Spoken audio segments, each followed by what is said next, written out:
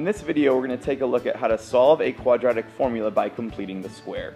So to begin, I'm going to start with, normally we like to be equal to 0, like if we factor or use quadratic formula. With complete the square, we actually don't want to be equal to 0. Instead, how I prefer to begin these problems is grouping any terms that have an x on one side of your equation, and then any terms that don't have an x in them, like that 4, moving that to the other side. So by subtracting 4, or moving that, I'll have a negative 4 on the other side. Now, that's how I'll begin all these complete the square problems. Now, you probably noticed I left a little bit of a space there. Well, what we're going to do right there in that space is find what I call the magic number. If you watched our last video, you heard me talk about that and the way to find that.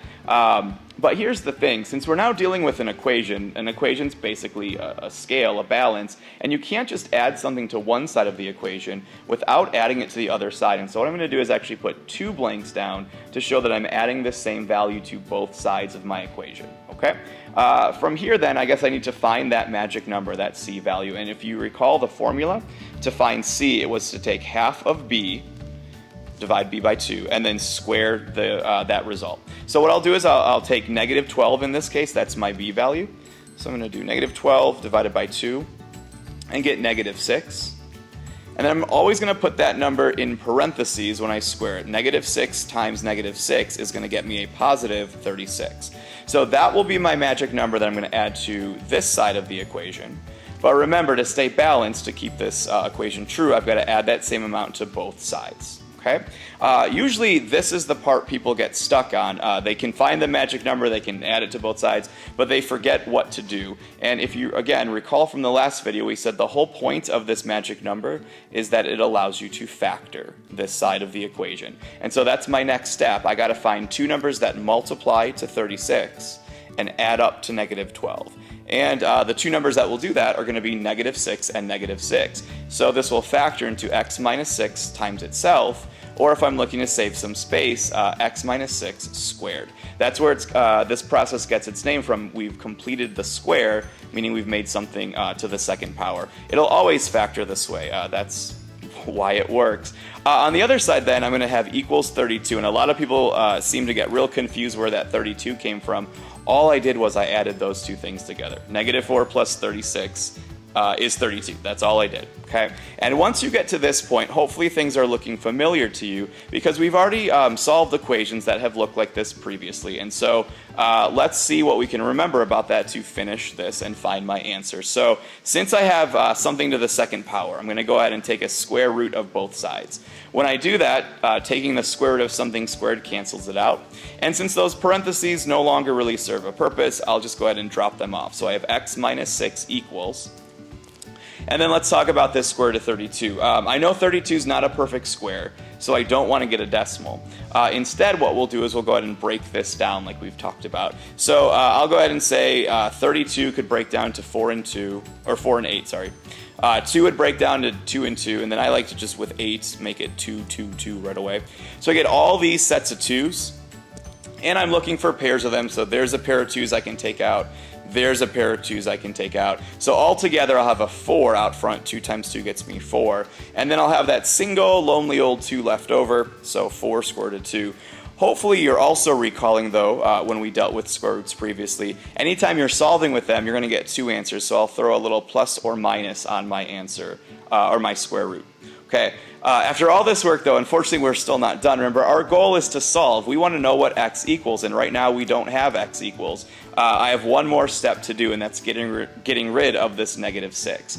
And so to do that, to get rid of a negative 6, we'll simply add 6, or I like to think about it as just becoming a positive 6 on the other side. I'll write that down first. And then what was already there was this plus or minus 4 square root of 2. And because I can't simplify any further, 6 and 4 square root of 2 aren't like terms, this becomes my answer. And even though it looks weird and kind of awful, that's the solution. Those are the 2 solutions to this quadratic equation using completing the square. And just to make sure we got it, let's do one more example, although if you want to pause the video at this point and try this one on your own, that might be a good idea.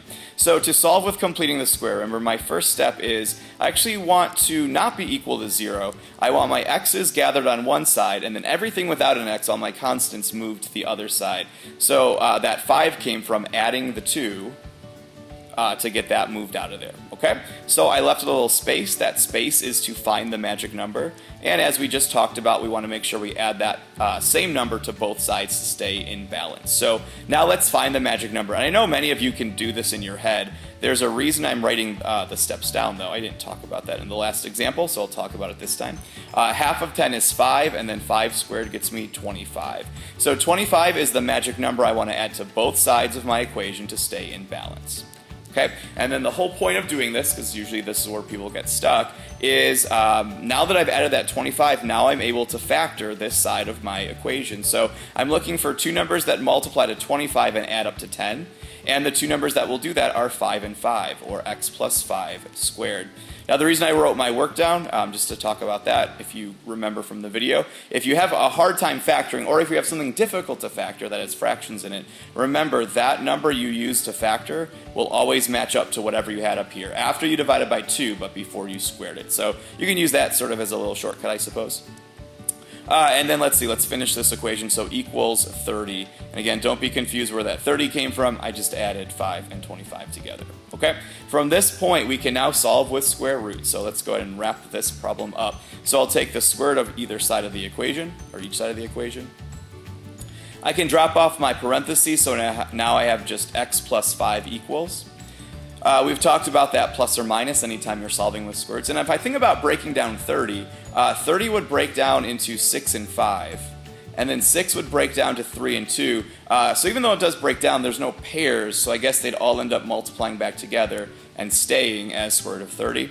And then one more step to finish, because I want to know what x equals, not what x plus 5 equals. So I'll go ahead and subtract that 5 from both sides. It will then become a negative 5 on the other side, plus or minus the square root of 30. There's my two answers using the completing the square method.